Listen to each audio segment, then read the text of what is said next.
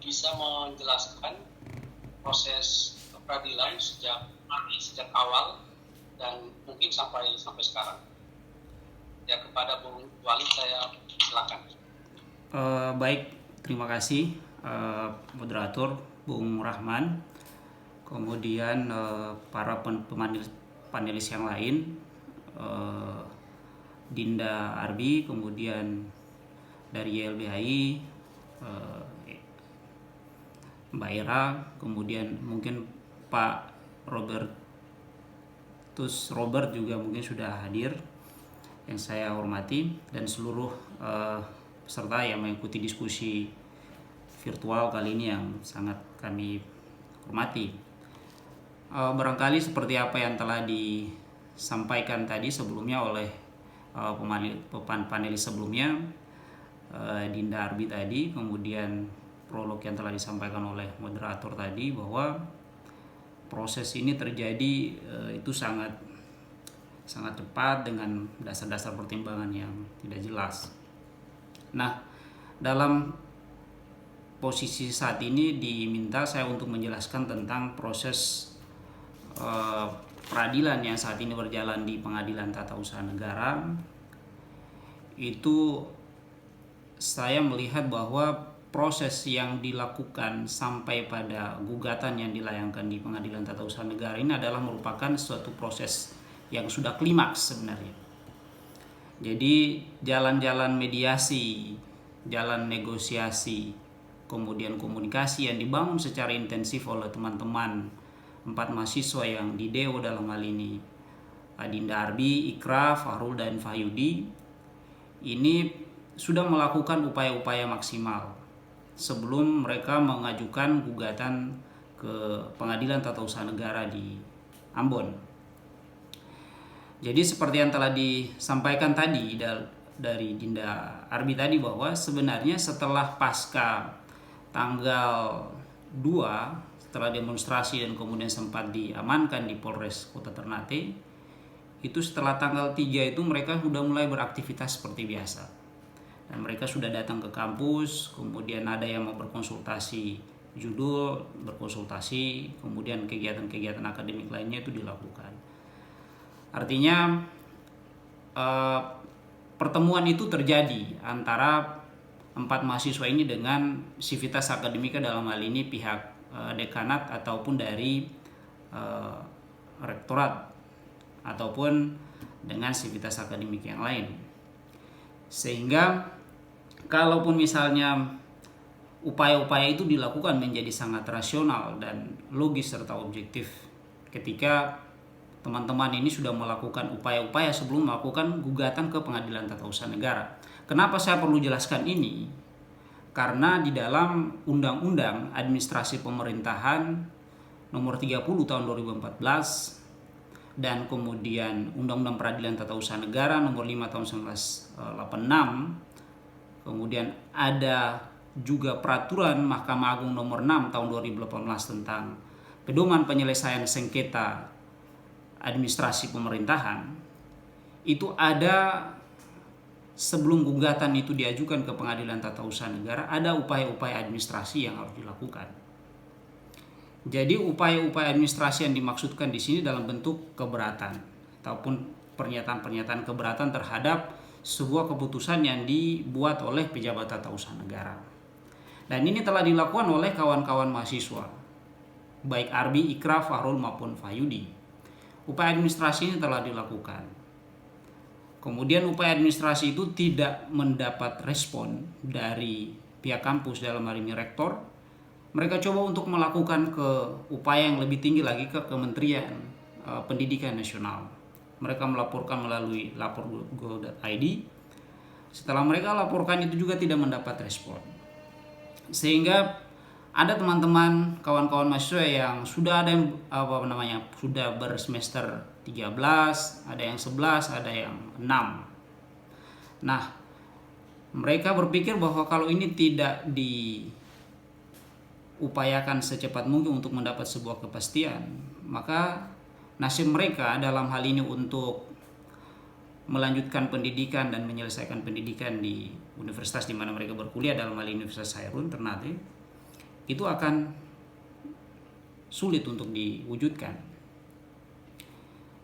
Nah, berangkat dari itu semua, mereka juga mungkin sebelumnya sudah mendapat konsultasi hukum juga bahwa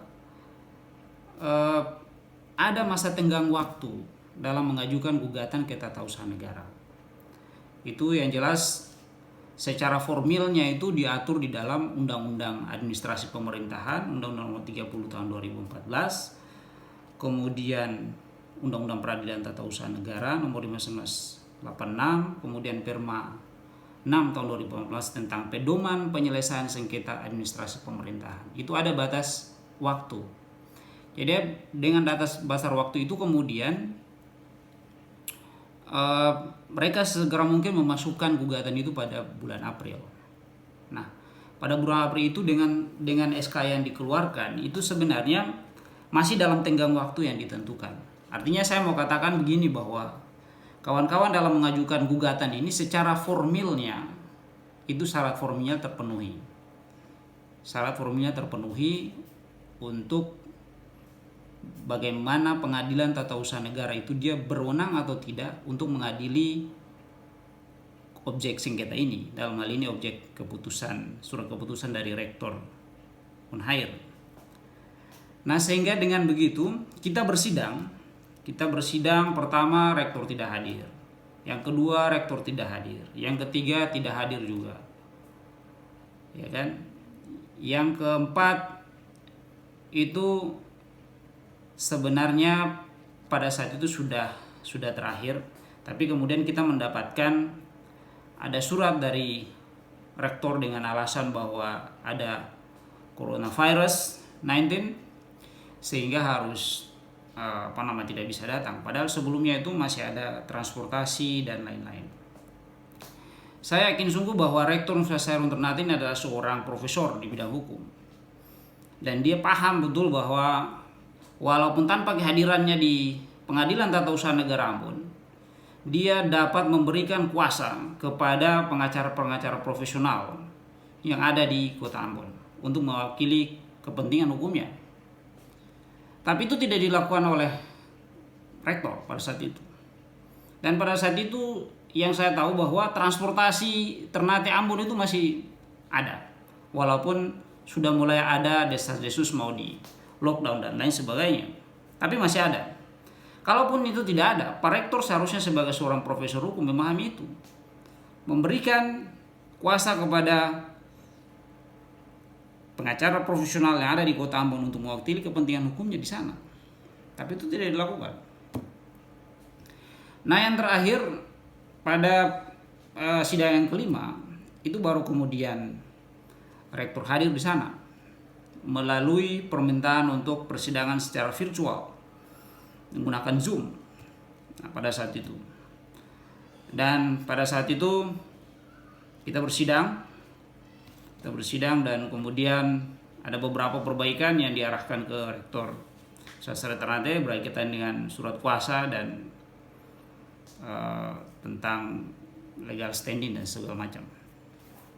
Nah, artinya saat ini bahwa gugatan Pengadilan Tata Usaha Negara yang diajukan oleh kawan-kawan mahasiswa sebanyak 4 orang ini, Arbi, Ikra, Farul, dan Fayudi, itu sudah diterima oleh Pengadilan Tata Usaha Negara Ambon.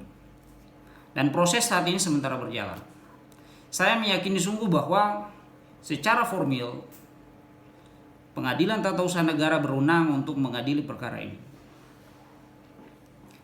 Kemudian secara material saya ingin menyampaikan bahwa dalam sebuah gugatan tata usaha negara yang kita lihat adalah tentang sebuah objek itu secara proseduralnya sudah tepat atau belum, kemudian secara substantif, kemudian secara otoritas, secara kewenangan itu berwenang atau tidak dalam mengambil sebuah keputusan tata usaha negara. Dan ketika gugatan itu diajukan, objek itu dianggap bahwa itu bertentangan dengan peraturan perundang-undangan, kemudian bertentangan dengan asas-asas pemerintahan yang baik. Kemudian alasan-alasan yang diajukan oleh kami sebagai kuasa hukum yang mewakili kawan-kawan ini sebenarnya sangat rasional dan objektif, yuridis, normatif semua. Kenapa demikian? Karena sebenarnya pertama, kita dengan surat pemberitahuan yang dilayangkan oleh Polres Ternate pada tanggal 12, lalu seketika kemudian Rektor Universitas Hairun Ternate mengeluarkan keputusan juga pada tanggal 12 Desember 2019.